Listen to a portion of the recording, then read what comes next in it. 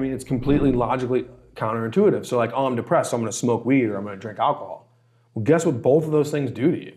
And so it's really weird that that is the primary, those two things in particular are the primary crutch for most people in depression. Well, I mean, in anxiety. So you look at all these, or just like women, or you know, well, we can get into like the mommy wine culture, but that's what I deal with, and I work a lot in that area. Is, you know, you have that anxiety from your kid. You're tired at the end of the day. Your kid. You drink. Mm-hmm. Okay, so it's a stress. Like you have temporary relief of your anxiety. Great, right. But then that triggers your cortisol. So you have a stress response in your body. So when that happens, you start to mess with your blood sugar, you know, and your glucose and insulin levels. You store fat. Your body's in fight or flight. This is without including anything? This is just drinking. Okay. Oh, just so having a alcohol drink. Does this? Yeah, just having a drink. Okay, yeah. So you know, you have that stress response, and then you start to store fat because you're in that fight or flight mode, and then your blood sugar's all a mess, and so that's going to cause all sorts of cravings and things like that as far as your diet. Okay. And then what happens is, especially if you're doing it late at night, right? Yeah. Because I used to wonder why eating late at night. Let me finish. So then when you drink, almost everybody I ask, I said, do you wake up? It doesn't matter if they're an alcoholic or not. Do you wake up at like 2:00 every night that you drink?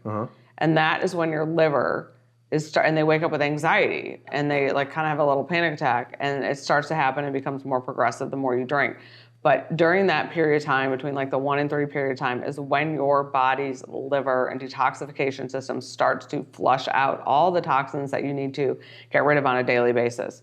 So your excess testosterone, hormones, chemicals in the air, you know, estrogen. It's a time thing? Everything. It's usually, this how long it takes for your body to do it? It's usually around that time every night. Okay. That's how your body, that's where it happens. No matter what time you went to bed? Yeah. And so that's when you wake up. And because it's like the alcohol is always going to take the preferred pathway. It will always try to detoxify alcohol before anything else. Okay.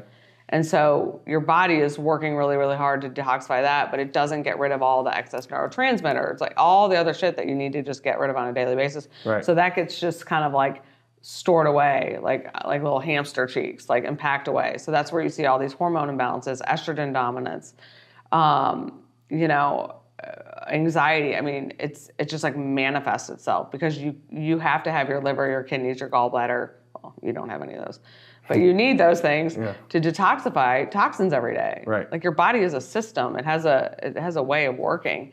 Yeah, I've got nothing vestigial left in me. Yeah. So anything I lose at this point is detrimental. Yeah. So, you know, that's a big thing. So it's like the second I quit drinking, all my anxiety went away. Huh.